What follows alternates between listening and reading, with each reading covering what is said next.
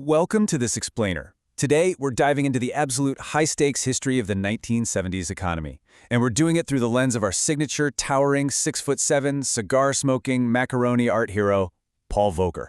We are going to explore the life of arguably the most independent, most hated, and ultimately most vindicated central banker in all of American history.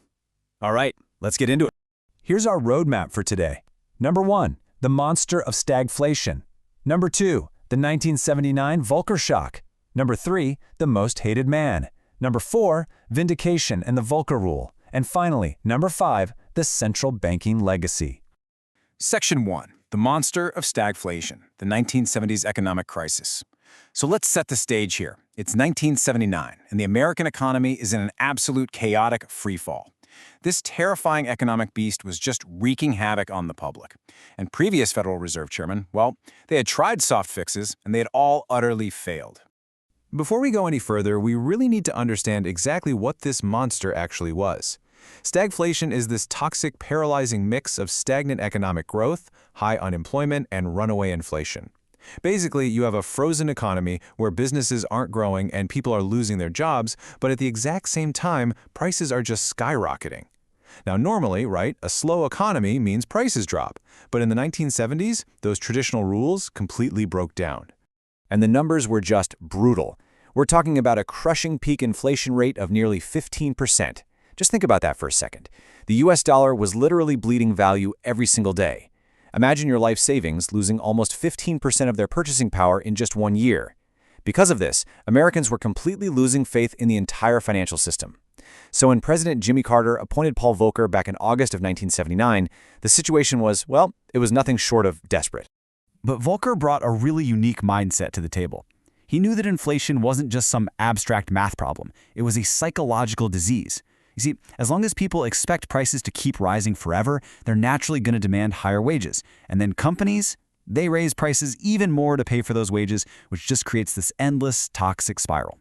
Volcker realized that the only way to break this deep-seated psychology was to completely shock the entire system. Section 2, the 1979 Volcker shock, the secret Saturday meeting. And that brings us to a seriously pivotal moment. Picture this.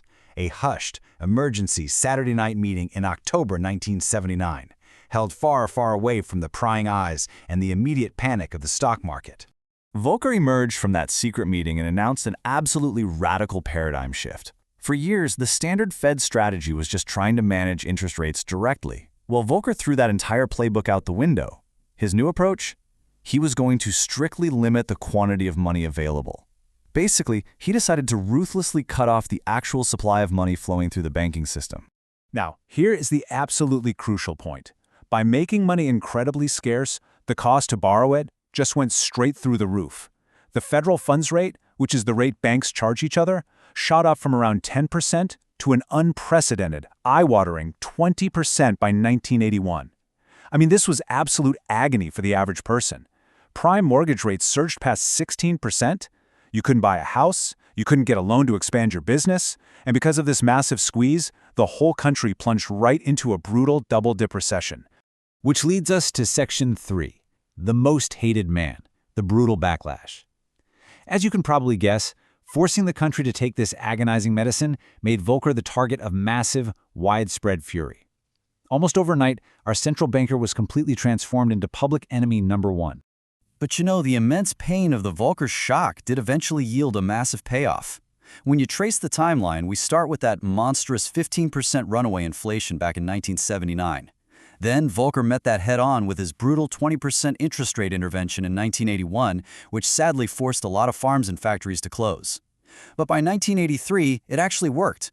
The inflation rate finally plummeted to a totally manageable 4%. The dragon was finally slain. However, getting from 1981 to 1983 was an incredibly dark time. You really have to picture the real human cost and the intense backlash Volcker was facing. I mean, home builders literally couldn't sell houses with mortgage rates over 16%, so they furiously mailed sawed-off pieces of 2x4 timber straight to Volcker's office. Armed farmers actually drove their tractors all the way to Washington, D.C. to blockade the Federal Reserve Building. Car dealerships were mailing him boxes filled with keys to unsold, repossessed cars. And politicians from both sides of the aisle, they attacked him relentlessly. Yet through all of this chaos, Volcker stood completely unmovable. He argued that the long-term ruin of permanent inflation was just far, far worse than the short-term pain of a recession. Section 4, Vindication and Volcker Rule, the 2008 return. So with inflation finally broken, the Fed could safely lower interest rates again, which helped unleash a massive, multi-decade economic boom. Volcker eventually stepped down as an absolute legend in 1987, but his story wasn't over yet. He actually made a comeback in the aftermath of the 2008 financial crisis, stepping in as a trusted advisor to President Barack Obama. Decades after his battle with stagflation, Volcker saw that the banking system had once again become wildly unstable. Banks were basically using taxpayer-backed deposits to gamble on these high-risk Wall Street derivatives. So he pushed hard for what eventually became known as the Volcker Rule within the Dodd-Frank Act. It was a clear, multi-step safeguard. Step 1, identify the commercial banks that are backed by taxpayers. Step 2, completely ban them from engaging in proprietary trading. And Step 3, fundamentally prevent the gambling of everyday customer checking deposits. This rule was a perfect, modern echo of his lifelong philosophy. Banking should be boring, it should be stable, and it needs to be deeply disciplined. Section 5. The Central Banking Legacy, Fortitude and Independence. Paul Volcker passed away in 2019, but he truly left behind a permanent blueprint for how an independent central bank has to operate during a crisis. It's all about prioritizing the long-term health of the economy over short-term political popularity. His tenure created this incredibly stark before and after picture for the economy. Before the Volcker shock, we had highly politicized policy. You had central banks keeping interest rates artificially low just to please politicians and boost short-term job numbers, and that's exactly what bred that permanent inflationary psychology we talked about, where everyone expected prices to just keep rising forever. But after the shock, everything changed. Volcker established true Fed independence. He proved that the central bank must be willing to make deeply unpopular choices to protect long-term stability. His actions re-anchored price stability and completely restored global confidence in the US dollar. His successor, Alan Greenspan, actually hit the nail on the head when summarizing his legacy. He noted that Paul Volcker was the man who stood up to inflation when no one else would. And while he definitely paid the price in popularity, history proved him completely right.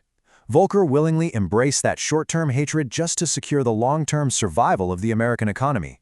The guy didn't care about his poll numbers, he cared about the integrity of the dollar. So, as we wrap up this explainer, I want to leave you with a really crucial thought. We've seen just how much pain the Volcker shock caused across the country, and we've seen how deeply despised he was before history finally vindicated him. So ask yourself, if the stagflation monster returned tomorrow, does our current political and financial system actually have the strength, the patience, and the independence to let another Paul Volcker take the wheel?